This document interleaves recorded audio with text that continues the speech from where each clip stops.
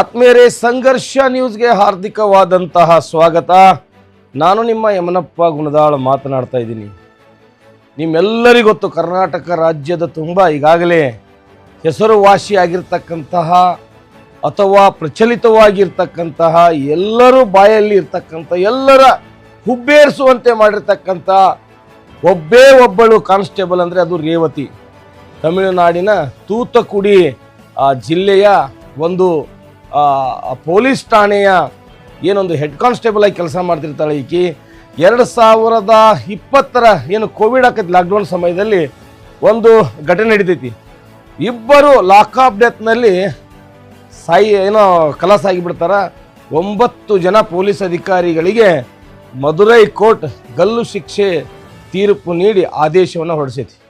6 ವರ್ಷಗಳಿಂದ ಬಂಧನದಲ್ಲಿದ್ದ ಆರೋಪಿ ಕಾಕಿಗಳ ವಿರುದ್ಧ ನ್ಯಾಯಾಲಯ ನೀಡಿದ ಐತಿಹಾಸಿಕ ತೀರ್ಪು ಇಡೀ ದೇಶದ ಜನತೆ ತಬ್ಬಿಬ್ಬು ಆಗುವಂತೆ ಮಾಡಿರುವಂತಹ ಒಂದು ಘಟನೆ ಇದು. ಈ ಸಂದರ್ಭದಲ್ಲಿ ಅಮಾಯಕರ ಜೀವವನ್ನು ಬಲೆ ಪಡೆದಿರ್ತಕ್ಕಂತಹ ಪೊಲೀಸ್ ಅಧಿಕಾರಿಗಳು ಅವರ ವಿರುದ್ಧ ದಿಟ್ಟತನದಿಂದ ಸಾಕ್ಷಿ ಹೇಳಿದ ಓರ್ವ ಸಾಮಾನ್ಯ ಮಹಿಳೆ ಕಾನ್ಸ್ಟೇಬಲ್ಗೆ ಸಲಾಂ ರೇವತಿ ಅನ್ನುವಂತಹ ಕೂಗು ಇಡೀ ದೇಶದ ಜನರು ಕೊಡ್ತಾ ಇದ್ದಾರೆ. ಸಾಮಾಜಿಕ ಜಾಲತಾಣಗಳಲ್ಲಿ ಆಕೆಗೆ ಬೆಂಬಲ ಕೊಡುವುದು ಜೋರಾಗಿ ನಮಗೆ ಕಾಣಿಸ್ತಾ ಇದೆ. ಇದು ತೂತುಕುಡಿಯ ಸಂತಾನುಕುಲಂ ಏನು ಜಯರಾಜ್ ಮತ್ತು ಬೆನ್ನಿಕ್ಸ್ ಎಂಬ ತಂದೆ ಮತ್ತು ಮಗ ಕೋವಿಡ್ ನಿಯಮ ಉಲ್ಲಂಘಿಸಿದ್ದಾರೆ ಎನ್ನುವ ಕಾರಣಕ್ಕಾಗಿ ಅವ್ರನ್ನ ಪೊಲೀಸರು ಕಸ್ಟಡಿಗೆ ಪಡಿತಾರೆ.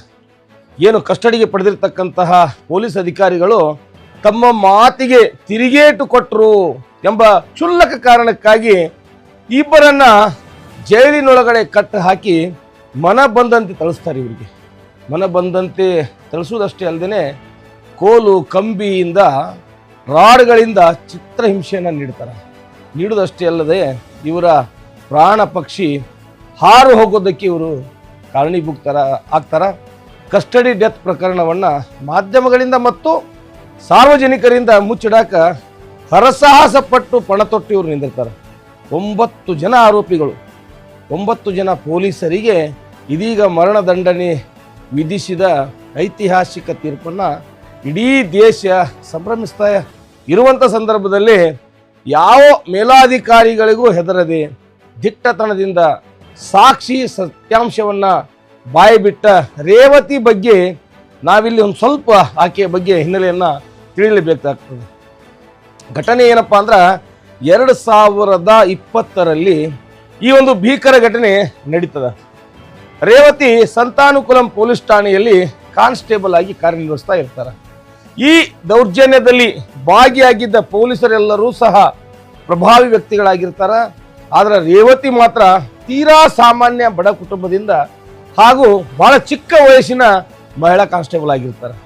ಇಷ್ಟಾದರೂ ಕಾನೂನಿನ ಕಣ್ಣಿಗೆ ಮಣ್ಣೆರಚಲು ಮುಂದಾಗಿರ್ತಕ್ಕಂಥ ತಪ್ಪಿತಸ್ಥರ ವಿರುದ್ಧ ಕೊಲೆ ಘಟನೆಯ ಇಂಚಿಂಚು ಸಾಕ್ಷಿಯನ್ನ ಎಳೆಯಾಗಿ ರೇವತಿ ಬಿಚ್ಚಿಡ್ತಾರೆ. ಈ ಪ್ರಕರಣವನ್ನು ಆರಂಭದಲ್ಲಿ ತನಿಖೆ ಮಾಡಿರ್ತಕ್ಕಂಥ ಮ್ಯಾಜಿಸ್ಟ್ರೇಟ್ ಭಾರತಿ ದಾಸನ್ ಇವರು ಸಂತಾನುಕುಲಂ ಪೊಲೀಸ್ ಠಾಣೆಗೆ ಬಂದಾಗ ಕಾನ್ಸ್ಟೇಬಲ್ ರೇವತಿ ಪ್ರಕರಣವನ್ನು ಬಿಚ್ಚಿಡಲು ಸಹಾಯ ಮಾಡ್ತಾರೆ. ಕೇಸಿಗೆ ಸಹಾಯಸ್ತ ನೀಡುವ ಮುನ್ನ ಅವರು ಕೇಳಿದಿಷ್ಟೇ, ಸರ್, ನಾನು ನಿಮಗೆ ಎಲ್ಲವನ್ನ ಪ್ರತಿಯೊಂದನ್ನು ವಿವರವಾಗಿ ಯಾವುದನ್ನು ಮುಚ್ಚಿಡದೆ ಎಲ್ಲ ಸತ್ಯವನ್ನು ನಿಮಗೆ ಪೂರ್ತಿಯಾಗಿ ಹೇಳ್ತೇನೆ. ಆದರೆ ನನಗೆ 2 ಪುಟ್ಟ ಹೆಣ್ಣು ಮಕ್ಕಳು, ನಾನು 2 ಪುಟ್ಟ ಹೆಣ್ಣು ಮಕ್ಕಳ ತಾಯಿ, ನನ್ನ ಮಕ್ಕಳ ಸುರಕ್ಷತೆ ಮತ್ತು ನನ್ನ ಕೆಲಸದ ಸುರಕ್ಷತೆಯನ್ನು ನೀವು ಖಾತರಿಪಡಿಸುವುದಾದರೆ ಖಂಡಿತವಾಗಲೂ ನಿಮಗೆಲ್ಲವನ್ನ ಹೇಳ್ತೇನೆ ಅಂಥೇಳಿ ಮ್ಯಾಜಿಸ್ಟ್ರೇಟ್ ಬಳಿ ಅವರು ಮನವಿಯನ್ನು ಮಾಡ್ತಾರೆ. ಈ ಘಟನೆ ನಡೆಯುವ ದಿನ ರೇವತಿ ನೈಟ್ ಶಿಫ್ಟ್ನಲ್ಲಿರ್ತಾರೆ. ಜಯರಾಜ್ ಮತ್ತು ಬೆನ್ನಿಕ್ಸ್ ಮೇಲೆ ನಡೆದ ಕ್ರೌರ್ಯವನ್ನು ತಮ್ಮ ಕಣ್ಣಾರೆ ನೋಡಿರ್ತಾರೆ. ಆ ಎಲ್ಲ ನೋಡಿರ್ತಕ್ಕಂಥ ಘಟನೆಯನ್ನು ಹೇಳ್ಕೊಳ್ತಾರೆ. SI ಬಾಲಕೃಷ್ಣನ್, ಇನ್ಸ್ಪೆಕ್ಟರ್ ಶ್ರೀಧರ್ ಮತ್ತು SI ರಘುಕೇನಸ್ ಅವರ ಕೈಗೆ ಸಿಕ್ಕ ವಸ್ತುಗಳಿಂದ ತಂದೆ ಮತ್ತು ಮಗನನ್ನು ಹೊಡಿತಿರ್ತಾರೆ. ತಮ್ಮ ಬೂಟ್ಗಳಿಂದ ಅವರ ಖಾಸಗಿ ಭಾಗಗಳಿಗೆ ತುಳಿದಿದ್ದರು ಎಂದು ವಿವರಿಸ್ತಾರೆ. ಬೂಟುಗಾಲಿನಿಂದ ಪ್ರೈವೇಟ್ ಪಾರ್ಟ್ ಅಂತ ಏನು ಕರಿತೀವಲ್ಲ, ನಮಗೆ ಕಳು ಹತ್ತುವಂಥ ಜಾಗಕ್ಕೆ ಅವರು ಒದ್ದು ಅವರನ್ನು ಸಾಯಿಸಿರ್ತಾರೆ. ಮೃತ ತಂದೆ ಮಗ ನೋವಿನಿಂದ ನರಳಾತಿರುವಾಗ ಅಧಿಕಾರಿಗಳು ಮದ್ಯ ಕುಡಿದು ಮದ್ಯದ ಅಮಲಿನಲ್ಲಿ ಆಗಾಗಲೇ ವಿರಾಮ ತೆಗೆದುಕೊಳ್ತಾ ಇದ್ರು.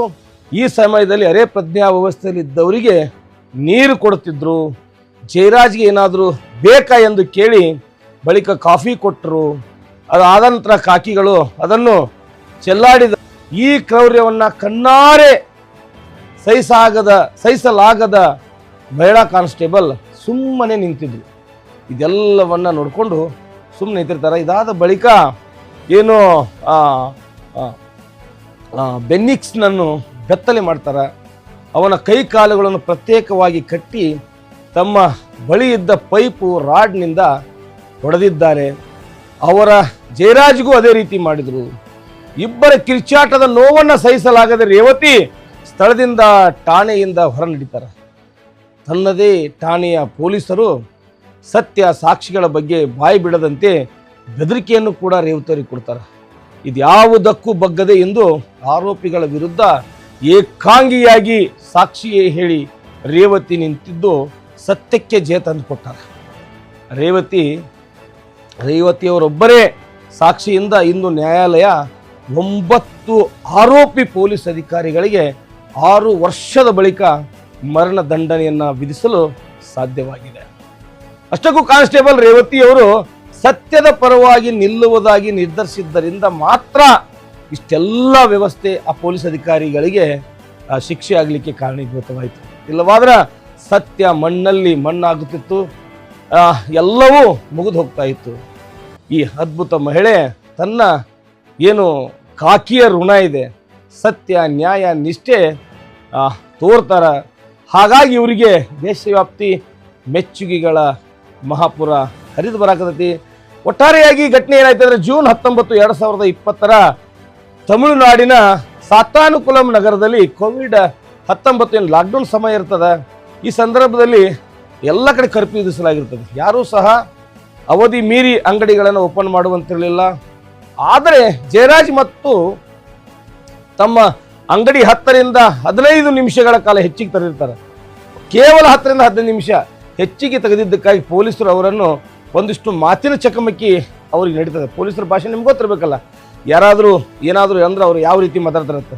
ಇದೇನು ಮಾತಿನ ಚಕಮಕಿ ನಡೀತಿ. ನೇರವಾಗಿ ಅವ್ರನ್ನ ಮಾತಿನ ಚಕಮಕಿ ಆದ ನಂತರ ಠಾಣೆ ಕರ್ಕೊಂಡು ಹೋಗ್ತಾರೆ. ಈ ವೇಳೆ ತಂದೆ ಬಂಧನವನ್ನು ಪ್ರಶ್ನಿಸಲು ಹೋದ ಮಗ ಬೆನ್ನಿಕ್ಸ್ನನ್ನು ಕೂಡ ಪೊಲೀಸರು ಬಂಧನ ಮಾಡಿಬಿಡ್ತಾರೆ. ಅಪ್ಪ ಮಾಡಿದ ತಪ್ಪಿಗೆ ಮಗನನ್ನು ಓದ್ಬಿಡ್ತಾರೆ. ಜೂನ್ 19 ರಾತ್ರಿ ಇಂದ ಜೂನ್ 20 ಮುಂಜಾನೆವರೆಗೂ ತಂದೆಯ ಮಗನನ್ನ ಕಷ್ಟೆಯಲ್ಲಿರಿಸಿ ಮನ ಬಂದಂತೆ ಥಳಿಸಿ ಅದರ ಮೂಲಕ ಕ್ರೂರವಾಗಿ ಚಿತ್ರಹಿಂಸೆಯನ್ನು ನೀಡ್ತಾರ. ಲಾಠಿ ಮತ್ತು ಕಬ್ಬಿಣದ ರಾಡುಗಳಿಂದ ಹಿಗ್ಗಾಮುಗ್ಗ ಅವರನ್ನು ಹೊಡಿತಾರ. ಇದರಿಂದಾಗಿ ಅಪಾರವಾದಂತಹ ರಕ್ತಸ್ರಾವವಾಗಿ ವಿಪರೀತ ನರಳಾಟದಿಂದ ತಂದೆಯ ಮಗ ಜೈಲಲ್ಲೇ ಸಾಯ್ತಾರ, ಜೈಲಲ್ಲೇ ಮೃತಪಡ್ತಾರ. ಒಂದು ರೀತಿ ಲಾಕಪ್ ಡೆತ್ ಆಗಿಬಿಡ್ತದ. ಸಾಕ್ಷ್ಯವನ್ನ ಮರೆಮಾಚಲು ಪೊಲೀಸ್ ಠಾಣೆಯ ನೆಲದ ಮೇಲಿನ ರಕ್ತದ ಕಲೆಗಳನ್ನು ತಮ್ಮ ಬಟ್ಟೆಗಳಿಂದಲೇ ಒರೆಸುವಂತೆ ಒತ್ತಾಯ ಮಾಡ್ತಾರೆ ಎಂದು ತನಿಖೆ ಒಳಗಡೆ ತಿಳಿದು ಬರ್ತದೆ ಎಲ್ಲವೂ. ಇದಾದ ನಂತರ ಏನೆಲ್ಲ ಆಯಿತು ಅನ್ನೋದನ್ನು ನೀವು ನೋಡ್ತಾ ಇದ್ದೀರಿ.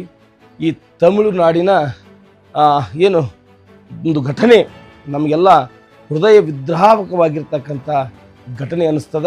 ಆದರೆ ಇಲ್ಲಿ ಆ ಹೆಣ್ಣು ಮಗಳು ತೋರಿರತಕ್ಕಂತಹ ಧೈರ್ಯ, ಸಾಹಸ ನಿಜಕ್ಕೂ ನಾವೆಲ್ಲರೂ ಕೂಡ ಅವರಿಗೆ ಒಂದು ಹ್ಯಾಟ್ಸಪ್ಪನ್ನು ಹೇಳಲಿಕ್ಕೆ ನಾವೆಲ್ಲರೂ ಕೂಡ ಆಕೆಗೆ ಹ್ಯಾಟ್ಸಪ್ ಹೇಳುವಂತೆ ಮಾಡಿದೆ. ರೇವತಿಯಂತಹ ನಿಜವಾದ ಕಾನೂನಿನ ಪರಿಪಾಲಕರು, ನಿಜವಾದ ಪೊಲೀಸ್ ಅಧಿಕಾರಿಗಳು ಅಥವಾ ಪೊಲೀಸರು ಇರೋವರೆಗೂ ನ್ಯಾಯ, ನೀತಿ, ಧರ್ಮಕ್ಕೆ ಬೆಲೆ ಇರ್ತದೆ. ಇಲ್ಲಿ ತಪ್ಪು ಯಾರೇ ಮಾಡಿದರೂ ಕೂಡ ಅದು ತಪ್ಪೇ. ಅವರು ಅಧಿಕಾರಿಗಳೇ ಆಗಿರಲಿ, ಜನಸಾಮಾನ್ಯರೇ ಆಗಿರಲಿ, ಹೆಣ್ಣು ಮಕ್ಕಳೇ ಆಗಿರಲಿ, ಯಾರೇ ಹಣವಂತರು ಶ್ರೀಮಂತರು ಯಾರೇ ಆಗಿರಲಿ, ಅವರು ರಾಜಕಾರಣಿಗಳೇ ಆಗಿರಲಿ, ಪ್ರಭಾವಿಗಳೇ ಆಗಿರಲಿ, ಅವರಿಗೆ ಭಾರತದ ಸಂವಿಧಾನ, ಭಾರತದ ಕಾನೂನು ಜೈಲಿಗೆ ಅಟ್ತದೆ. ಅವರಿಗೆ ಗಲ್ಲು ಶಿಕ್ಷೆ ಕೊಡೋಕ್ಕೆ ಸಮರ್ಥವಾಗಿರ್ತಕ್ಕಂಥ ನಮ್ಮ ದೇಶದ ಕಾನೂನು ಇದೆ ಅಂತೇಳಿ ಈ ಪ್ರಕರಣದಿಂದ ನಮಗೆ ತಿಳಿದು ಬರ್ತದೆ. ಈ ಒಂದು ರೇವತಿಗೆ ಇಡೀ ದೇಶವೇ ಮೆಚ್ಚುಗೆಯನ್ನು ವ್ಯಕ್ತಪಡಿಸುತ್ತಿರುವಂಥ ಸಂದರ್ಭದಲ್ಲಿ ಅಧಿಕಾರಿಗಳು ತಮ್ಮ ಕರ್ತವ್ಯವನ್ನು ಯಾವುದೇ ಕಾರಣಕ್ಕೂ ದುರುಪಯೋಗ ಮಾಡಿಕೊಳ್ಳಬಾರದು. ಒಂದು ವೇಳೆ ಆ ರೀತಿ ದುರುಪಯೋಗ ಆಗುತ್ತಿದ್ರೆ ಜನಸಾಮಾನ್ಯರೂ ಕೂಡ ಅದನ್ನು ಪ್ರಶ್ನಿಸುವ, ವಿರೋಧಿಸುವ ಎದೆಗಾರಿಕೆಯನ್ನು ಹೊಂದಬೇಕಂತ ಹೇಳ್ತಾ ಇನ್ನೊಮ್ಮೆ ರೇವತಿಯವರಿಗೆ ಒಂದು ಬಿಗ್ ಸಲ್ಯೂಟ್ ಅನ್ನು ಹೊಡಿತಾ ನಿರಂತರ ಸುದ್ದಿಗಳಿಗಾಗಿ ನೋಡ್ತಾ ಇರಿ ಸಂಘರ್ಷ ನ್ಯೂಸ್ ಕರ್ನಾಟಕ.